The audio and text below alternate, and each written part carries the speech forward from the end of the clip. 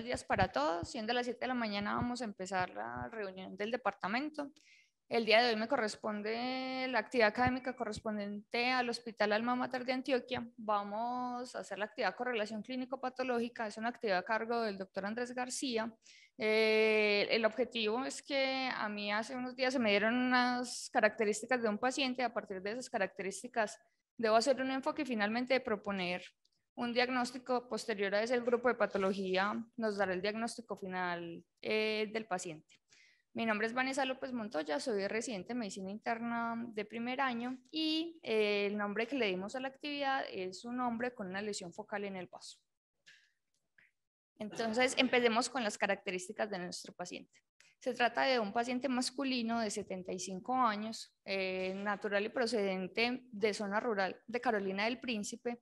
El paciente es cesante, trabajó en un casino, él es soltero, sin hijos y vive solo. La fecha de ingreso de nuestro paciente fue el 6 de septiembre del año 2022. Dentro de los antecedentes patológicos tenemos que el paciente relata un antecedente de hipertensión arterial, una arritmia cardíaca no especificada, pero que al parecer fue llevada a ablación, una enfermedad coronaria de la cual no tenemos las características, pero según lo reportado por el paciente fue revascularizado, y un antecedente de una enfermedad reumatológica no clara, que en alguna de las historias mencionaban que era una polimialgia reumática. Quirúrgicos, él menciona cateterismos cardíacos, no sabemos muy bien cuál era relacionada a la enfermedad coronaria y cuál a la arritmia que al parecer fue llevada a ablación. Alérgicos niega, tóxicos niega consumo de tabaco, de licor y también niega exposición a combustión de biomasa. Inmunológicos relata 3 dosis contra COVID-19 y los antecedentes farmacológicos del paciente era tomado metoprolol 50 miligramos día, losartán 50 miligramos día, ácido acetil salicílico 100 miligramos y metilprednisolona 2 miligramos día. El paciente consultó a la unidad local de Carolina del Príncipe por un cuadro clínico de un día de dolor abdominal en flanco y fosa ilíaca izquierda. Según lo relatado en la historia clínica, no mejoró con los analgésicos que el paciente consumió en su hogar y tampoco mejoró con lo que el paciente le dieron para la analgesia en el hospital local de Carolina del Príncipe, por lo que deciden remitirlo. Al ingreso, el paciente se encontraba desaturado, una saturación de 86 al ambiente, crépitos e hipoventilación en la base izquierda y tenía dolor a la palpación profunda en hipocondrio y en flanco izquierdo sin ningún otro hallazgo significativo al examen físico. En los laboratorios de ingreso del 7 de septiembre teníamos que el paciente tenía una creatinina de 1.23, un BUN de 31 para una tasa de filtración glomerular de 62 mililitros minuto. Un ionograma normal, tenía una PCR de 27 y una BCG de 40, tenía casi 16.000 leucocitos, 15.890 expensas de los neutrófilos, tenía una hemoglobina de 13, alguien está levantando la mano, y plaquetas de 385.000. Al ingreso, durante la hospitalización, el paciente tenía 2 sets de hemocultivo negativo y una prueba de VIH negativo. Como no teníamos muy claro, no se tenía muy claro en ese momento cuál era la razón del dolor abdominal, al paciente se le hizo un ataque de abdomen simple y contrastado al día siguiente de que ingresó. En el ataque de abdomen se reportaba que había un vaso aumentado de tamaño, pero a expensas de una lesión expansiva de densidad blanda y líquido denso de 23 a 17 unidades Hounsfield, con múltiples tabiques, con una microcalcificación central de 14 centímetros en el eje antero-posterior, en el eje transverso también de 14 centímetros y en el eje cráneo-caudal de 15.9 centímetros. Captaba el medio de contraste de forma leve por las paredes y por los tabiques. Y la parte que se incluía en el tórax solo se mostraba que tenía atelectasias segmentarias basales izquierdas y subsegmentarias bilaterales. A partir de esta tomografía se decía al paciente hacerle una resonancia de abdomen para caracterizar mejor esa lesión que tenía en el vaso y mostraba unos hallazgos similares a los que ya habíamos visto en la tomografía. Lo que se mostraba era una lesión en el vaso compleja de 14 por 16 por 9.5 centímetros para un volumen de 1106 centímetros. Era de contenido heterogéneo en todas las secuencias, siendo principalmente hipointensa en las secuencias de T2 y con algo de restricción periférica a las secuencias de difusión. Era heterogénea en T1, con zonas hipointensas y otras con intensidad alta la señal, y conceptos en su interior que también realzaban con el contraste, similar a lo que se había descrito en la tomografía previa. Adicional a eso, la resonancia mostraba una característica, y es que esa lesión del vaso parecía que se comunicaba con la luz del ángulo esplénico del colon y se extendía hasta contactar sin plano de separación la cola del páncreas y la curvatura mayor. Por esa razón se decidieron hacer pues, otros estudios diagnósticos. Dentro de esos estudios diagnósticos, entonces, recordemos que el paciente ingresó el 6 de septiembre, al 10 de septiembre se le hizo una colonoscopia después de tener ese resultado de la resonancia, en la que se escribía como normal, el ángulo esplénico se apreciaba rectificado, pero no se encontraba ninguna de las lesiones que se había descrito en la resonancia. Esta colonoscopia era normal hasta el ciego. Se le hizo una ecocardiografía transesofágica el 15 de septiembre, probablemente en búsqueda de endocarditis infecciosa. Ya vamos a hablar un poquito más de eso, que solo mostraba que el paciente tenía algo de remodelación concéntrica del ventrículo izquierdo, con una FEBI del 62% y algo de dilatación de las cavidades derechas, para una probabilidad intermedia de hipertensión pulmonar, pero ningún otro hallazgo patológico. Y para el 21 de septiembre, aún ante la duda de lo que mostraba el hallazgo de la resonancia, que había una posible comunicación entre la lesión del vaso y el ángulo esplénico del colon, se hizo un colon por enema, que sí mostró que había extraluminización del medio de contraste en el ángulo esplénico del colon. Entonces acá les traigo todos los paraclínicos pues, a los que tenía acceso para hacer el enfoque. Estos son los del ingreso que ya les había mostrado, en los que el paciente tenía, como podemos ver, al parecer una lesión renal aguda que mejoró, un ionograma que fue normal casi que durante la hospitalización pues, o a lo que tenía acceso, una PCR que al inicio estaba en 27 y una BCG en 40, pero que ya para el 22 de octubre la PCR había caído a 14.27 y para el 26 cayó hasta 2.63.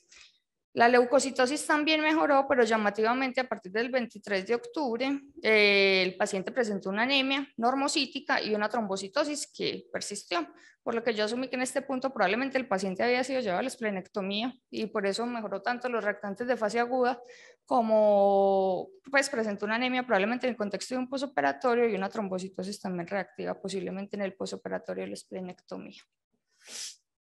Entonces, a partir de estos datos, que son la mayoría de los que tenía para hacer el enfoque, vamos a empezar con el enfoque de las lesiones focales en el vaso, que fue en lo que me centré para poder llegar a una propuesta diagnóstica con este paciente. Entonces, les propongo este algoritmo para empezar, que lo intenté construir después de lo que revisé. Entonces, cuando nos enfrentamos a una lesión focal en el vaso, debemos definir si mi paciente se encuentra sintomático o no y qué tipo de síntomas. Si mi paciente consultó por dolor agudo, como es en el caso de este paciente, yo debo definir si mi paciente está con respuesta inflamatoria sistémica o está críticamente enfermo. Si ese es el escenario, está sintomático, aparte de eso, mi paciente está con respuesta inflamatoria o críticamente enfermo, yo debería sospechar que esa lesión que mi paciente tiene en el vaso es de origen infeccioso. Dentro de las opciones, tengo que puede ser un absceso de origen piógeno o una candidiasis, aspergilosis, en general enfermedades micóticas. También se puede presentar en el contexto de tuberculosis o un quiste diatídico, eso sobre todo cuando se rompe, que recordemos que estos pacientes se pueden comportar como en el contexto de una anafilaxia. Pero si mi paciente no está críticamente enfermo, pero sí muy sintomático, yo debería sospechar que pueda tener un infarto del vaso. Eso se presenta sobre todo en pacientes que tienen factores de riesgo, por ejemplo, pacientes que tienen arritmias como fibrilación auricular que puedan hacer cardioembolia del vaso y presentar infartos, o en pacientes con enfermedades hematológicas que finalmente pues, puedan llevar a trombosis venosa o arterial. También está descrito en lesiones subyacentes grandes del vaso que comprometan tanto el flujo sanguíneo arterial como venoso y finalmente puedan llevar a algo pues, de compromiso de la perfusión del vaso. Pero si mi paciente no está sintomático, no presenta un dolor agudo, sino que yo caractericé la lesión en el vaso por otra circunstancia, como un hallazgo incidental, por ejemplo, yo debería evaluar las características radiológicas y a partir de eso aproximarme al diagnóstico. Entonces, ¿qué características radiológicas debo observar? Si se trataba de una lesión puramente quística, si la lesión es puramente quística, pues puede que tenga un quiste simple del vaso o un pseudoquiste, estas que se describen como las neoplasias benignas quísticas del del vaso, que son los hemangiomas y los linfangiomas y el quiste hidatídico. De los quistes simples se suelen presentar, así como un quiste en cualquier otro lugar, tiene algo de realce en la pared, pero en general no tienen mayor significancia clínica. Los pseudoquistes son sobre todo en el contexto de pacientes que han tenido un trauma previo en el vaso, que han presentado una hemorragia y como secuela de eso presentan un pseudoquiste que suele tener realce en la pared, puede tener algo de microcalcificaciones y digamos que el diagnóstico es relativamente sencillo por imágenes. De los hemangiomas ya vamos a hablar un poquito más adelante y del quiste hidatídico también. Las lesiones quísticas complejas, es decir, tienen una parte quística y otra parte de componente sólido. Dentro de esas encontramos los hemangiomas, como ya les mencioné, vamos a hablar un poquito más adelante de ellos, de los angiosarcomas también, pero como a mencionar que se suelen reportar como tumores muy vascularizados. Las metástasis que se suelen presentar en el contexto de lesiones más bien múltiples, cuando nos presentan lesiones múltiples en el vaso, digamos que el espectro se reduce mucho más, cuando pueden ser metástasis o de origen infeccioso o algunos cuerpos que se reportan como los cuerpos de gamma Gandhi secundarios a hipertensión portal, que es por depósito de hemosiderina. El histiocitoma maligno fibroso, que es una enfermedad muy rara, pero que se suele presentar como una lesión compleja, de crecimiento relativamente rápido y con múltiples septos en su interior. Y la aspergilosis también se puede presentar como una lesión quística compleja. Y ya cuando nos enfrentamos a una lesión sólida, esa lesión sólida puede ser hipervascularizada o no. Dentro de las hipervascularizadas tenemos el angiosarcoma, el hemangioendotelioma, el amartoma y la enfermedad de Castleman. Pero las no hipervascularizadas, que probablemente las que nos van a importar más en este contexto, encontramos la etiología maligna, sobre todo las metástasis, el hemangioma, la transformación nodular esclerosante, que también vamos a hablar un poquito más adelante de ella, el tumor miofibroblástico inflamatorio, que es una entidad muy rara, casi que anecdótica, la hematopoiesis extramedular, que se suele presentar más como esplenomegalia que propiamente como una lesión focal del vaso, la sarcoidosis y la esplenosis.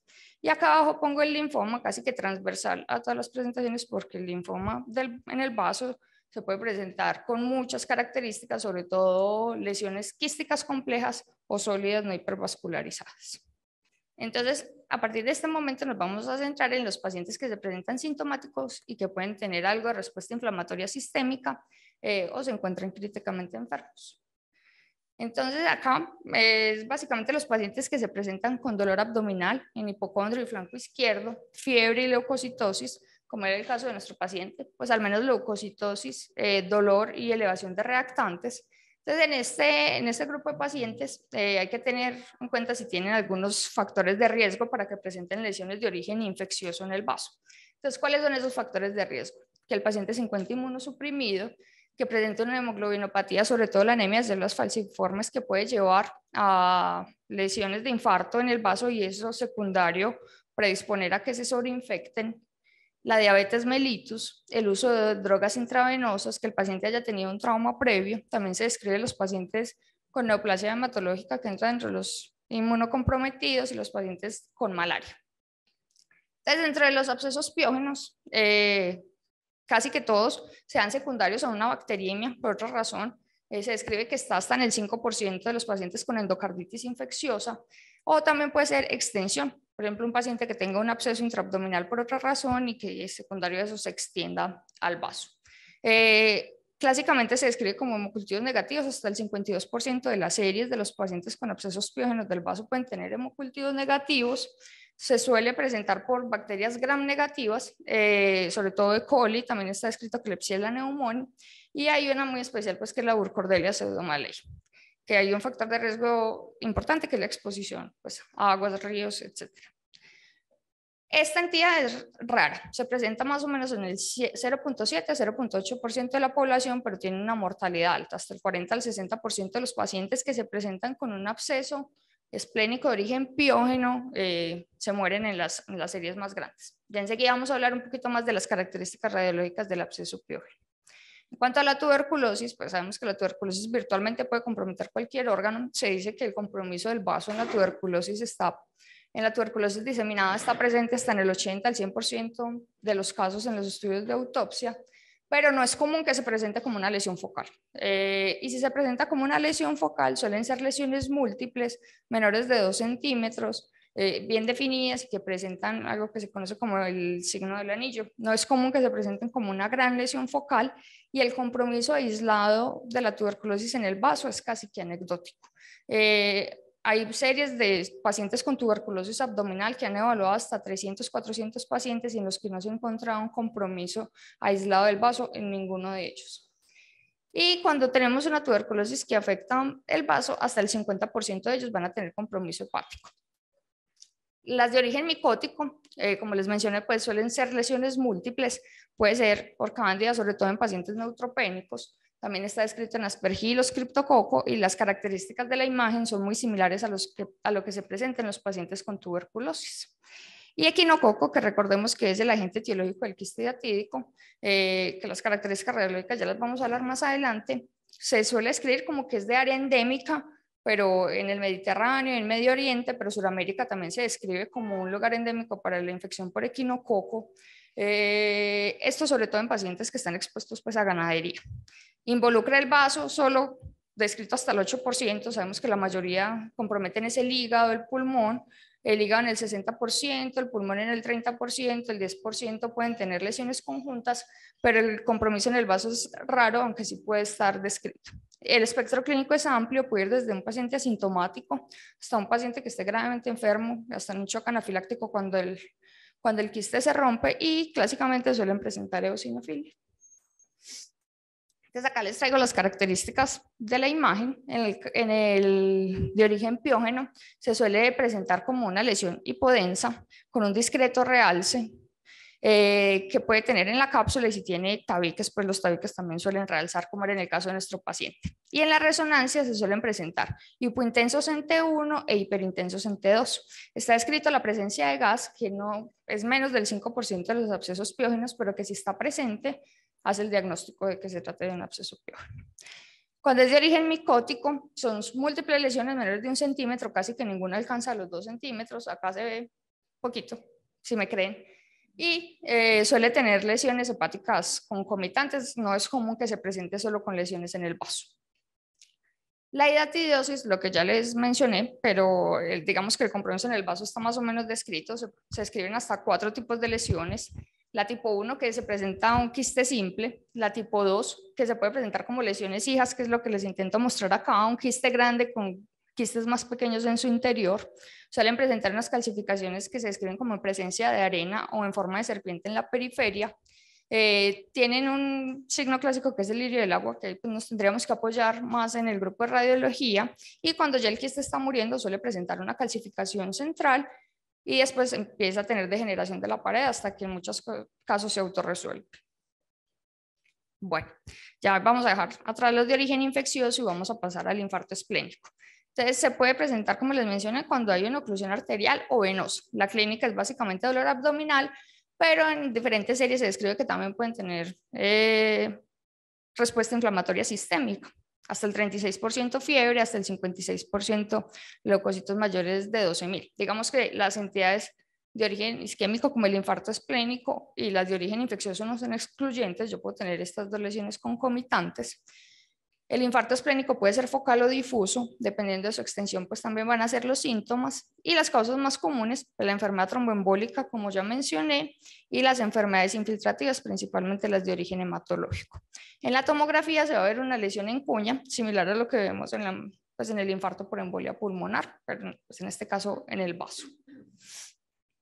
Entonces ahora volvamos al caso clínico después de haber descrito estas dos lesiones. Entonces, ¿qué tenemos a favor de que nuestro paciente pudiera tener una lesión que fuera de origen infeccioso? Entonces el paciente, recordemos que tenía uso crónico de esteroides, tomaba metilprednisolona 2 miligramos día por una indicación no clara, una posible extensión desde el tracto gastrointestinal, recordemos esa comunicación que había entre el ángulo esplénico del colon y la lesión del vaso. Las características de la imagen, pues que tenía tabiques, que esos tabiques realzaban, que tenía algo de realce periférico y una lesión heterogénea, y que nuestro paciente tenía leucocitosis y PCR. Y en contra tenemos que el paciente tenía hemocultivos negativos, pero como les dije, hasta el 52% de los pacientes con abscesos esplénicos pueden tener hemocultivos negativos. El tamaño, digamos que en las grandes series de abscesos esplénicos, el promedio, el tamaño de las lesiones era de 5 a 6 centímetros. Este paciente tenía una lesión de casi 16 centímetros, no es lo que uno espera de un absceso. y sobre todo porque los abscesos suelen presentar como múltiples lesiones, no como una lesión única grande. Y que el paciente tenía el antecedente de arritmia cardíaca, que no sabemos muy bien cuál era, pero que digamos que eso en algún punto pudiera predisponer a que el paciente tuviera algo de cardioembolia y presentar pues un infarto. El profe ayer me dijo que el paciente sí se le había hecho un drenaje y que se habían obtenido crecimiento de 2 gérmenes no especificados, entonces eso está más a favor pues, de que el paciente tuviera un absceso. Y a favor o en contra de infarto, como les mencioné, pues estas entidades posiblemente no son excluyentes. A favor, que los hemocultivos son negativos con la salvedad que ya hice previamente, el antecedente de arritmia cardíaca, que el paciente tuviera 75 años, digamos que la edad también puede ser un factor de riesgo para fenómenos tromboembólicos, y que tenía una posible gran lesión subyacente que estuviera predisponiendo la perfusión en el vaso. Y en contra, una elevación marcada de los reactantes de fase aguda, que sabemos que también se puede presentar acá, y una imagen que no era sugestiva completamente de un absceso, sobre todo por el tamaño y porque era hipodensa en T2. Listo. Entonces, volviendo al caso, riesgo-beneficio por complicaciones a largo plazo, mi primera posibilidad diagnóstica es que el paciente sí tuviera un componente de absceso esplénico en esa lesión focal. En ese caso se debería considerar un drenaje percutáneo dentro de lo posible, y si no es posible, considerar interconsulta al grupo de cirugía para drenar el foco, y según la estabilidad clínica lo permita, retardar el inicio de los antimicrobianos hasta obtener un aislamiento.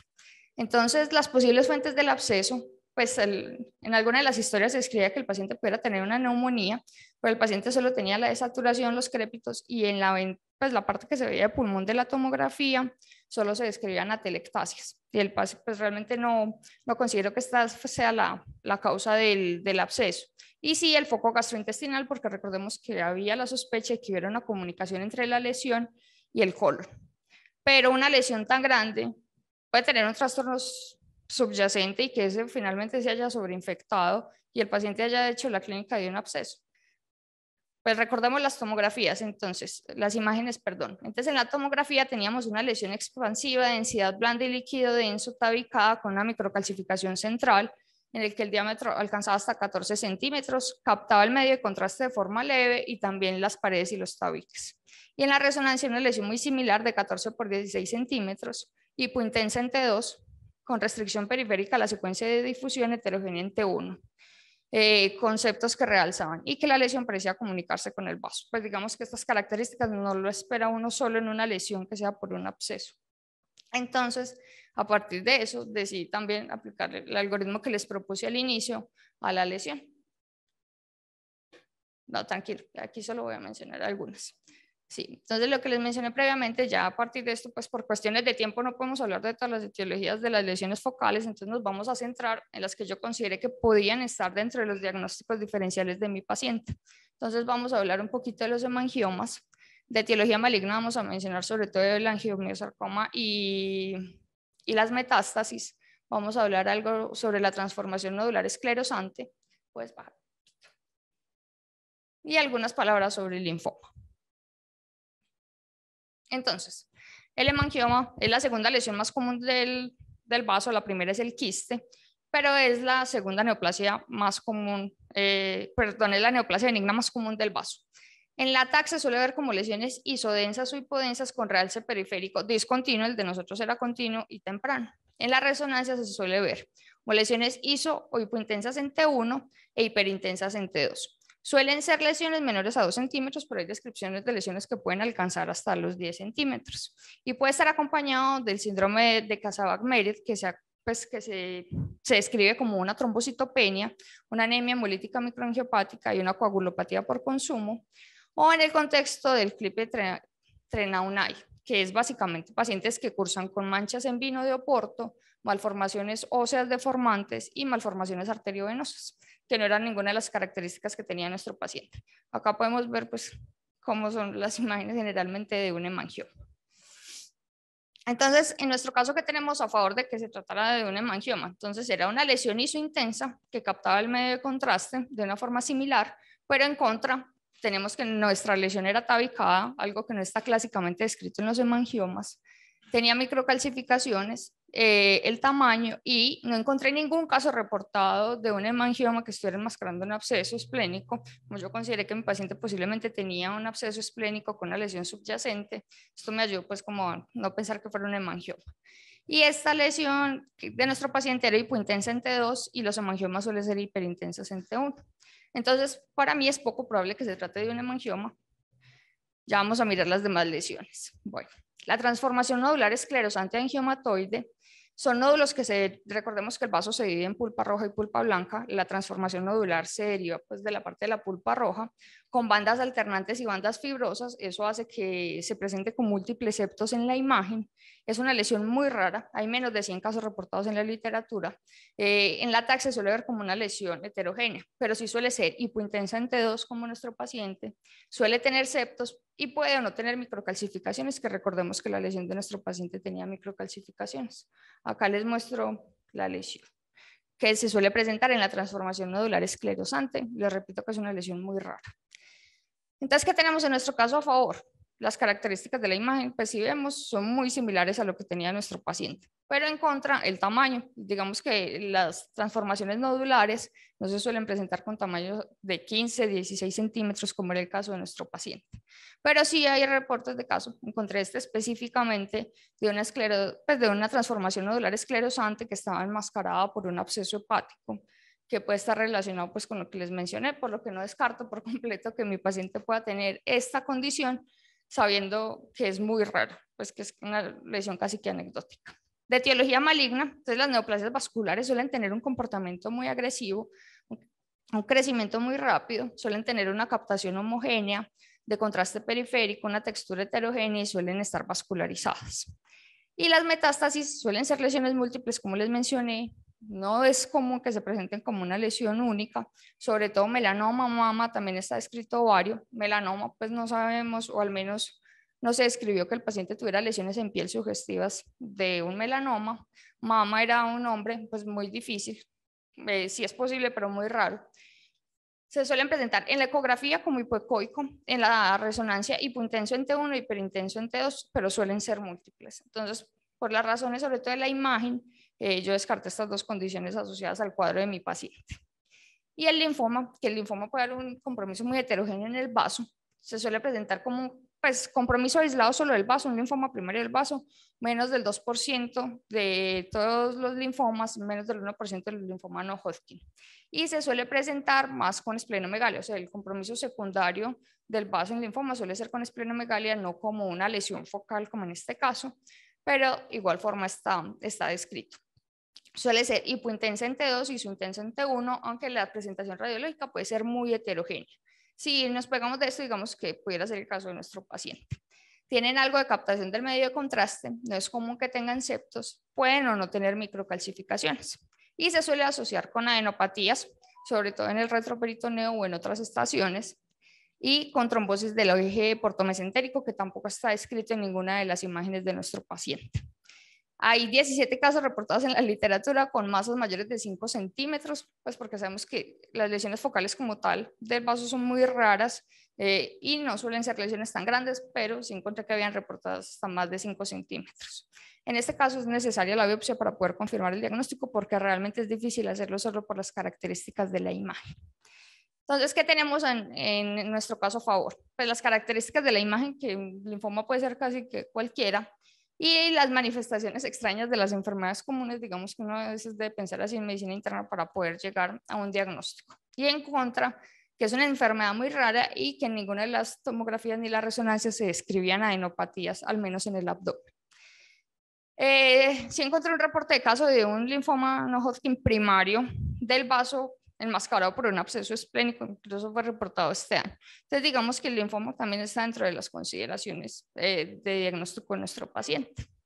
Y recordemos esto, que el presentar al paciente lo de la comunicación coloesplénica, realmente no teníamos ningún factor al menos de intervención quirúrgica que predisponga a nuestro paciente a tener una comunicación coloesplénica. Cuando uno busca en la literatura comunicación coloesplénica, inmediatamente sale como fístula, pero tendría que ser una fístula entre la lesión y como tal el colon, porque hacer una fístula con el vaso es muy difícil porque el vaso es muy denso. Entonces, recordemos que nuestro paciente en el colon por enema tenía una extravasación del medio de contraste en el ángulo esplénico, pero en la colonoscopia días antes normal, pero igual en la resonancia sí se reportaba esa comunicación entre la lesión y el colon. Casi un mes posterior a eso, los paraclínicos demostraban trombocitosis y anemia. Yo asumí que probablemente en el contexto de un paciente en un postquirúrgico, por lo que la comunicación no se explica como complicación en el posoperatorio. Pues digamos que eso fue al ingreso, el paciente no tenía antecedente que hubiera sido llevado a una intervención quirúrgica. Y las etiologías de fístula coloesplénica espontánea en la literatura es muy raro, pues es muy raro. En nuestro medio pues nunca descartar tuberculosis, pero no encontré ninguna fístula coloesplénica asociada a tuberculosis. Las etiologías que sí encontré fue cáncer de colon, pero recordemos que nuestro paciente tenía una colonoscopia normal hasta el ciego. Diverticulitis, ni en la tomografía ni en la colonoscopia se describían hallazgos de diverticulitis. Enfermedad de Crohn, el paciente no tenía al parecer síntomas relacionados con enfermedad de Crohn y en la colonoscopia tampoco se veían cambios sugestivos. Metástasis, que están descritas en ovario, por eso era un paciente hombre. Melanoma, la misma salvedad de que no nos describían lesiones en piel, o al menos yo no las conocía. En quistidatídico encontré un reporte de caso, pero estas no eran las características imaginológicas de un quistidatídico, y en linfoma.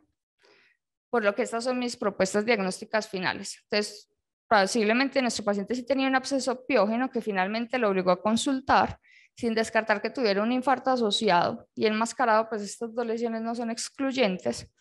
La fístula o la comunicación coloesplénica y una lesión focal en vaso de gran tamaño no completamente explicada por el absceso, que esto se podía tratar por las características de la imagen de una transformación nodular esclerosante angiomatoide versus un linfoma.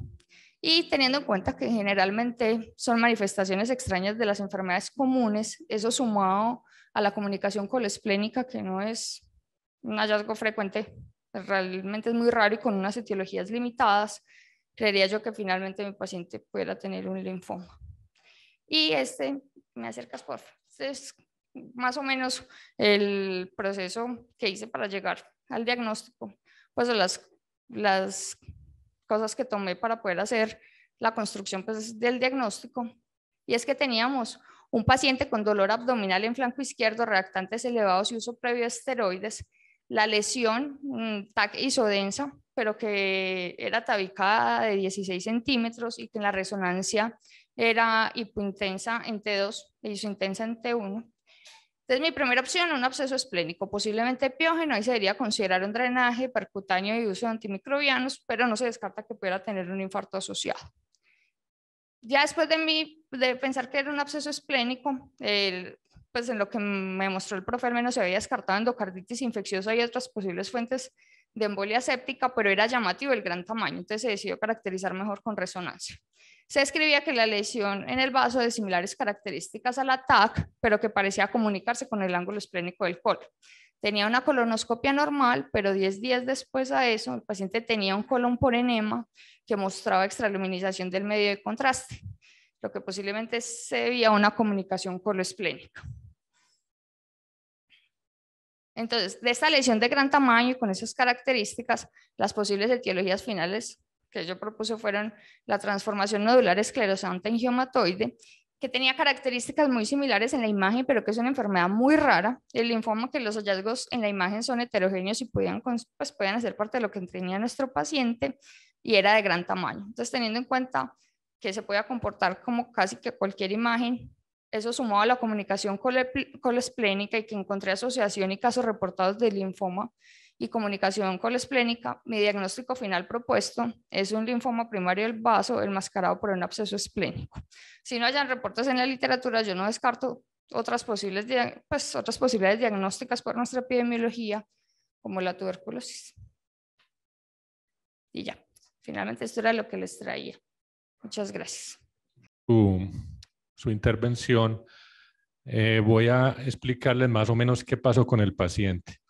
El paciente lo recibimos nosotros los primeros días y inicialmente le hicimos un diagnóstico de neumonía, erróneamente.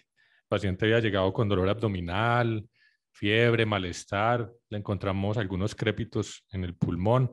En la radiografía, las imágenes no las mostraste. ¿No? Bueno, entonces en las imágenes había una opacidad en la base izquierda y entonces pensamos que el paciente tenía una neumonía, le empezamos tratamiento, cultivos y todo. Pero en el TAC, que llegó pues al otro día de verlo, ya ahí aparecía la lesión esplénica. Cuando nosotros evaluamos el paciente en el abdomen, en realidad no le palpamos como tal una gran esplenomegalia, el paciente obeso.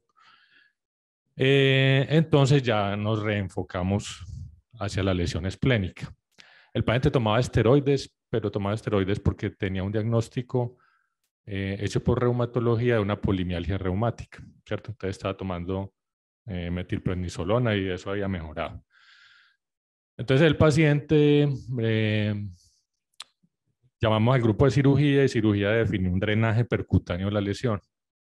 En el transcurso de ese tiempo, los hemocultivos negativos, la eco negativa, empezamos a enfocarnos como un absceso esplénico, se le realizó un drenaje y lo que salía por ese drenaje era franca pus, inclusive, digamos, prácticamente como material fecaloide por el drenaje.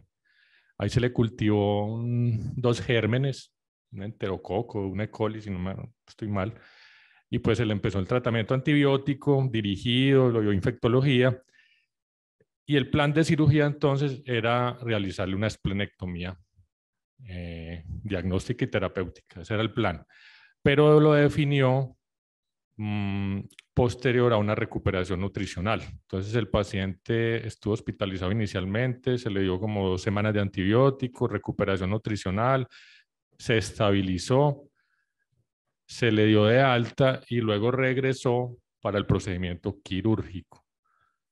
Entonces en la segunda, nosotros ya ahí la perdimos, ya quedó el grupo de cirugía. En la segunda hospitalización, el grupo de cirugía lo interviene, encuentran una gran lesión inflamatoria en todo el hipocondrio izquierdo, con compromiso del páncreas, del colon, una importante lesión inflamatoria. Le hicieron una resección de eso, le hicieron una hemicolectomía, una pancreatectomía parcial, y el paciente se demoró pues varios días en el posoperatorio y le dieron de alta, ¿cierto? Le dieron de alta. Nosotros no, en esa segunda intervención no estuvimos presentes, ni tampoco pues otras especialidades. Entonces ya aquí vamos a mirar lo que pasó. Sí, quería comentarles que gracias al profe Andrés y a la doctora Vanessa el enfoque diagnóstico. Yo antes de la patología quería comentarles que hace unos años tuvimos un paciente con abscesos esplénicos, pero después revisando la literatura pudimos darnos cuenta que también pueden dar abscesos únicos, y este paciente tenía dolor abdominal, elevación de reactantes, no tenía mucha diarrea, no tenía compromiso perianal, pero el diagnóstico final se hizo una enfermedad de Crohn. Tenía cambios histopatológicos muy específicos, y hubiera sido bueno ver en la colono de pronto si tenía en la ileoscopia distal, que a veces se hace si el paciente tiene válvula ileocecal incompetente, a veces se puede ver la parte distal del ilion, y si tenía compromiso. El hecho de hallar esas dos bacterias a veces pueden ser espectadores inocentes y sobreinfectar el absceso. Y muchas veces se cree que el mecanismo es que la enfermedad de Crohn, distinta a la enfermedad inflamatoria intestinal, no da diarrea, sino que da múltiples fisuras, fístulas, comunicaciones, estenosis, y a veces estas se pueden, por contigüidad, ir al vaso, y muchas veces pueden resolverse y no verse esa continuidad. Entonces, era una de las posibilidades que Vanessa mencionó, y que el Crohn efectivamente a veces puede que no afecte mucosa colónica. El Crohn puede que no tenga ningún compromiso colónico, o sea mínimo, o que por los esteroides que el paciente estuviera tomando no se hubiera visto el compromiso inflamatorio extenso. Es solamente una consideración. Y para el infarto esplénico hemos visto aquí casos también de pacientes con rasgos falciformes que con el cambio en la altura a veces hacen infartos esplénicos. Reportamos un caso en medicina y laboratorio hace un par de años, pero obviamente no era el caso de este paciente. Bueno, muchas gracias. Buenos días, mi nombre es Andrés Lozano, soy residente de segundo año de patología y a cargo del doctor Germán Osorio, pues estamos en la reunión de hoy exponiendo el caso. Voy a leer la macroscopía del espécimen porque dicta mucho y dirige mucho el diagnóstico de parte de nosotros desde el enfoque. Entonces dice así: nosotros no analizamos ese caso, llegó al laboratorio de SESCU y no tuvimos contacto ni con las placas, lastimosamente, ni con el espécimen. Entonces dice esto: se recibe resección en bloque constituida por segmento de colon transverso, segmento de colon descendente, vaso, cuña de páncreas, cuña gástrica. El espécimen viene rodeado de abundante grasa de aspecto macroscópico normal y el vaso presenta una perforación redondeada de 9 por 7.5 centímetros, por la cual protruye un tejido tumoral necrótico y abscedado, cuya superficie es nodular hacia la periferia en el momento del corte. ¿Listo? Entonces, eso es como nosotros partimos pues, en el diagnóstico. Recibimos el espécimen y enfocamos desde la macroscopía. Ya de ahí de entrada sabemos que es una masa que compromete muchos órganos y además de eso es bastante necrótica, que puede dar la impresión de absceso en las imágenes clínicas, radiológicas, perdón, y que tenemos que descartar una neoplasia en ese órgano, ya sea primaria o secundaria, y eso es lo que vamos a enfocar la charla. Voy a darles ciertos tips de lo que nosotros hacemos después para poder llegar al diagnóstico. Entonces, como principio fundamental, las neoplasias en el vaso, partimos de esto. Hay pocas neoplasias malignas, hematológicas o no hematológicas que surgen de manera primaria en el hígado, en el vaso, ¿listo? La gran mayoría son secundarias, ¿listo? Entonces, bajo este principio, ya nosotros tenemos que enfocar en la búsqueda histopatológica e inmunohistoquímica del diagnóstico. Siguiente. Entonces, ¿cuáles serían las entidades hematológicas que afectan el vaso o principalmente en este caso? Vamos a empezar por las entidades hematológicas. Entonces, el primero está el linfoma Hodgkin. El linfoma Hodgkin es una neoplasia hematológica que su principal compromiso extraganglionar es en el vaso. ¿Listo? Entonces, tenemos que diagnosticar o hacer un diagnóstico diferencial con el linfoma Hodgkin como sitio, como una posible entidad pues, hematológica que afecta ahí el vaso. Realmente los linfomas primarios Hodgkin en el vaso son extremadamente raros y en la práctica clínica se hace innecesario la diferenciación si es primario o es secundario.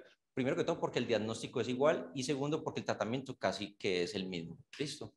Macroscópicamente lo que usualmente se encuentra en el compromiso del linfoma Hodgkin son lesiones multinodulares simulando como si fuera una TB miliar, ¿listo? Que también hacen parte del diagnóstico diferencial. E histológicamente vamos a encontrar las células de Rett-Steinberg en sus fases iniciales, pocas hacia la periferia de los nódulos, pero a medida que avance la enfermedad o vaya adquiriendo mutaciones, pues obviamente va a haber mayor celularidad y mayor compromiso. Entonces, los criterios diagnósticos para el linfoma Hodgkin son los mismos que primario del vaso, son los mismos que uno utiliza para hacer el diagnóstico del linfoma Hodgkin a nivel sistémico. La otra entidad son los linfomas no Hodgkin, ¿listo? Y hay tres posibles escenarios que se pueden presentar en este caso. El primero, que es el más raro de todos los escenarios y por lo tanto uno no debería de pensar en primera instancia en él, son los linfomas esplénicos primarios verdaderos, ¿listo? Y uno porque prácticamente descartaría esta neoplasia de entrada desde la macroscopía porque la neoplasia solo puede estar confinada al vaso y máximo hasta los ganglios peridiales. No puede haber compromiso de ninguna otra estructura, de ningún otro órgano. ¿Listo? El segundo escenario es que el vaso se puede ver afectado por un compromiso de una neoplasia de manera secundaria. ¿Listo? Entonces ahí entran los linfomas de todo tipo realmente. ¿Listo? Y el tercero es un proceso especial en el cual el proceso linfomatoso, ¿sí?, genera una esplenomegalia gigante, grandísima, asociada a ciertas características clínico-patológicas distintivas, pero también es un escenario raro. El segundo es el más común y es el que nos vamos a centrar o el que nosotros como patólogos deberíamos de descartar en primera instancia. Dentro del primer escenario están los linfomas esplénicos primarios, están todos estos, la leucemia de células peludas, las de zona marginal esplénica, las de células B pequeñas difusas de la pulpa roja esplénica, las leucemias linfomas de células B esplénicas y las bicelulares con núcleos prominentes. No nos vamos a detener a hablar cada una de ellas, pero sí voy a dar ciertas características y la complejidad del diagnóstico de ellas. Todas estas son linfomas B de células maduras. ¿Listo? Entonces, siguiente. hacemos este proceso diagnóstico del cuadro clínico, histopatología, que es lo que estamos viendo ahorita, inmunohistoquímica, sinometría de flujo y el caso que requiera FISH. Y observamos que la complejidad diagnóstica de todos estos linfomas primarios, que afortunadamente son raros, radica en esto. Mire que el patrón de infiltración, la gran mayoría son difusos. El patrón de infiltración de la médula ósea, la gran mayoría son intersticiales. Y la morfología citológica, la gran mayoría son monomórficos. Entonces ahí es cuando nos ayudamos. Siguiente. Bueno, esta es una parte en donde podemos observar que hay ciertas excepciones a la regla en la cual cuando se presenta un linfoma de la zona marginal esplénico podemos dibujar claramente la expansión de esas zonas marginales de los nódulos linfáticos, o podemos observar lesiones en diana que son simplemente nódulos que se juntan con expansión de la zona marginal. O en el linfoma difuso de células B pequeñas de la pulpa roja podemos observar un infiltrado mononuclear que destruye o altera la arquitectura de la pulpa roja, y las células muy monomórficas. Son como las dos entidades que morfológicamente o histomorfológicamente podemos sugerir con más facilidad.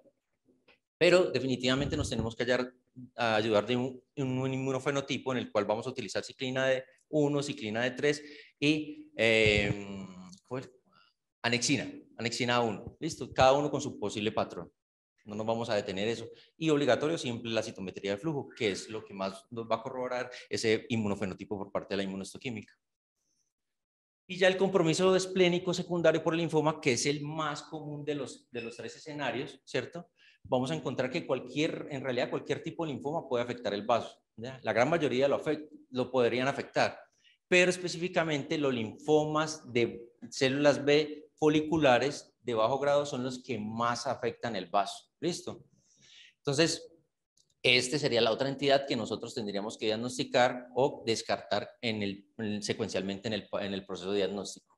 Y es muy importante, es muy importante, como lo dije en la evaluación, siempre evaluar esos ganglios linfáticos paraliares, porque si no encontramos un compromiso en el vaso diciente, o sea, significativo, los ganglios linfáticos periliares, si nos dan el compromiso de un linfoma adyacente a ese vaso, sin compromiso sistémico, estamos hablando de igual de un linfoma primario, o sea, que descartaría este escenario.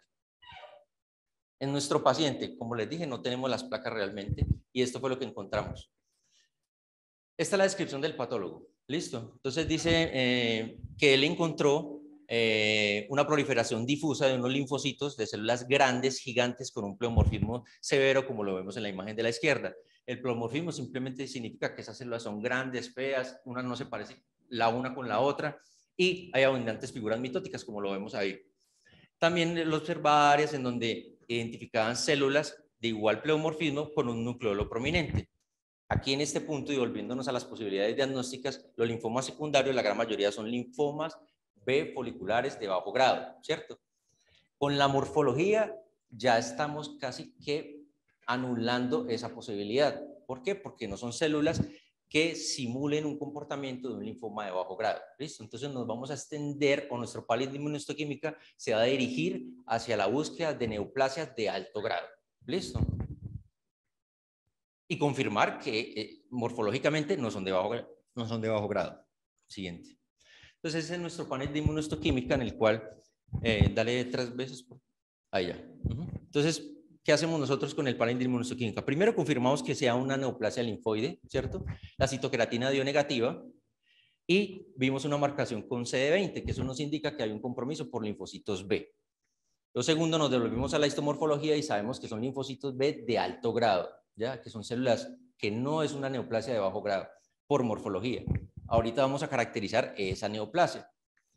Sabemos que dentro de los 3 escenarios existe la posibilidad de que sea un linfoma Hodgkin. La morfología no es sugestiva de un linfoma Hodgkin, y más aún cuando tenemos un marcaje CD30 positivo y sobre todo el PAX5. El PAX5 debería marcar en el linfoma Hodgkin débil, no puede marcar fuerte, y en esta neoplasia estaba marcando supremamente fuerte. ¿Listo? Entonces el linfoma Hodgkin lo sacamos por morfología y por marcaje inmunohistoquímica.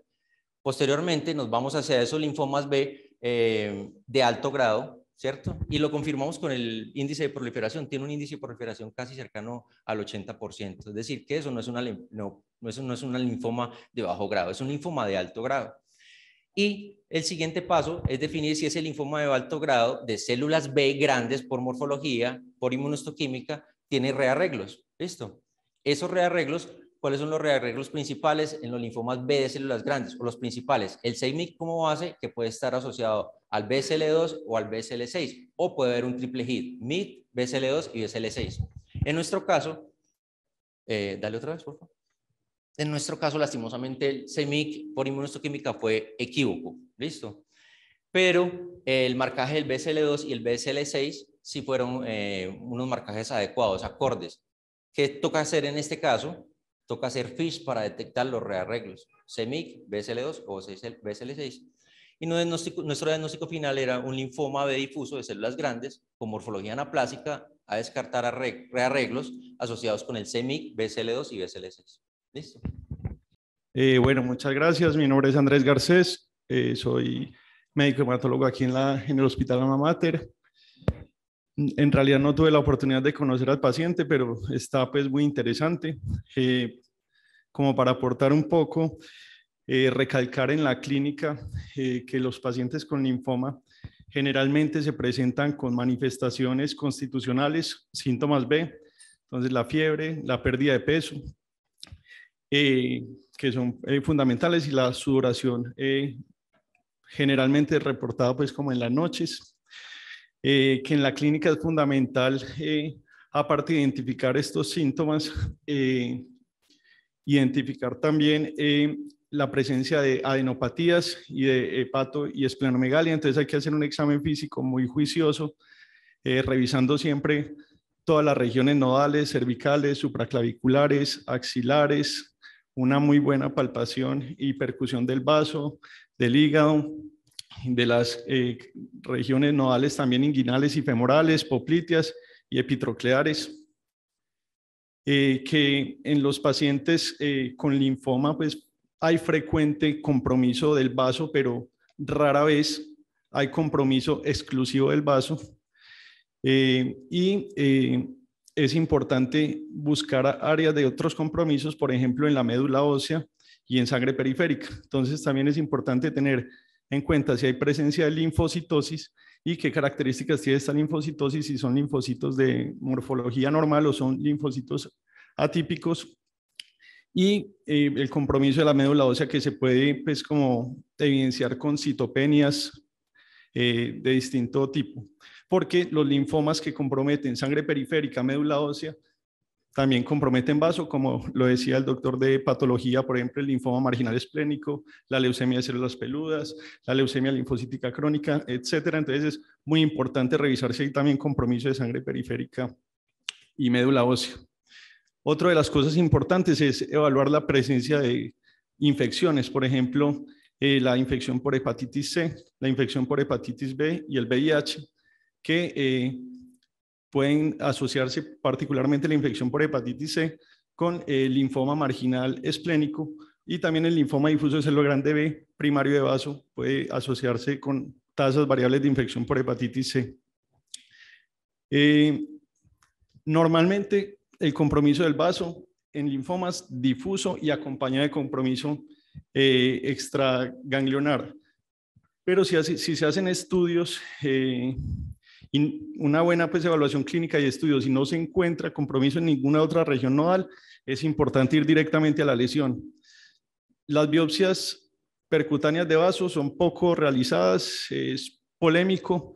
Anteriormente había una tasa alta de complicaciones cuando se hacían con agujas más gruesas, de calibre 14, pero con agujas más finas, por ejemplo, de calibre 18, y guiadas por ecografía en pacientes sin trombocitopenia, sin hipertensión arterial, y con disponibilidad de un quirófano y posiblemente de embolización por radiología intervencionista, podrían considerarse.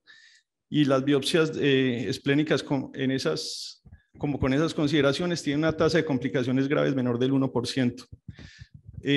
Es también polémico el hecho de hacer una esplenectomía. Yo, ante una lesión tan compleja, creo que también hubiera buscado a los cirujanos para hacer una esplenectomía, y además que en el linfoma hay algunos datos retrospectivos que sugieren que la esplenectomía puede tener beneficio en la supervivencia. Por las características del paciente y por los estudios de hemograma, pues no parecía que hubiera compromiso externo del vaso, ¿cierto? Entonces eso pues nos ubica en el escenario de baja frecuencia de un posible linfoma primario de vaso. El linfoma primario de vaso es una enfermedad muy rara, ¿cierto? Pese a que el linfoma difuso de célula grande B es el más frecuente en adultos, el compromiso exclusivo del vaso es menor del 1%, y personalmente nunca he visto este es el primer caso que he visto pues de linfoma primario de vaso. ¿Qué pasa con el linfoma difuso de célula grande B? Que es una entidad muy heterogénea y que reúne muchos tipos diferentes de linfoma B de alto grado, y que apenas con los avances en la caracterización genética se empiezan a hacer subgrupos de enfermedad. Y de hecho el linfoma primario de vaso tiene algunas características especiales diferentes al linfoma difuso de células grandes B, podría decirse no especificado, y en parte es que no tiene compromiso ganglionar importante, pero puede avanzar pues con el compromiso parenquimatoso principal bultoso del vaso y compromiso adyacente, por ejemplo, a colon o a diafragma, y tiene una clasificación especial, grado 1 solo compromiso de vaso, o grado 2 con compromiso iliar, o grado 3 con compromiso adyacente como diafragma y colon, por ejemplo. No sé si este paciente en la patología tenía compromiso de colon o de diafragma. En cuanto a la clínica, suele presentarse en pacientes más jóvenes. La mediana edad de presentación de los pacientes con linfoma difuso de célula grande B es aproximadamente entre los 60 y los 70 años, y en los reportes de caso y las series de casos de linfoma primario de vaso, suele encontrarse en pacientes más jóvenes entre los 40 a 50 años. En cuanto a características de patología, también se han descrito algunas diferencias, o mejor dicho, en las series del linfoma difuso de célula grande B primario de vaso, la expresión de CD30 que nos comentó el compañero no es típica del linfoma difuso de célula grande B, pero sí en los que refieren compromiso primario de vaso, y la morfología anaplásica, que también la mencionaste, también es típica. En cuanto al tratamiento, no se ha descrito que se trate de forma diferente. Se habla de la esplenectomía como potencial ayudador pues de la supervivencia, pero información de baja evidencia basada en estudios retrospectivos, y el tratamiento es el estándar de el linfoma difuso de célula grande B, que sería un tratamiento con quimioterapia basada en antracíclicos y con rituximab, que es el protocolo R-CHOP. El compañero de patología nos mencionaba algo importante, que es evaluar por FISH las translocaciones en CMYC, BCL6 y BCL2 para hacer el diagnóstico de otra entidad que ya tiene una clasificación especial por la OMS, que es el linfoma de alto grado con translocaciones en CMYC, BCL6 o BCL2, que es el linfoma doble o triple hit, que son de muy mal pronóstico, y que algo de información retrospectiva sugiere tratamientos más intensivos que R-CHOP, por ejemplo, DAEPOCH-R.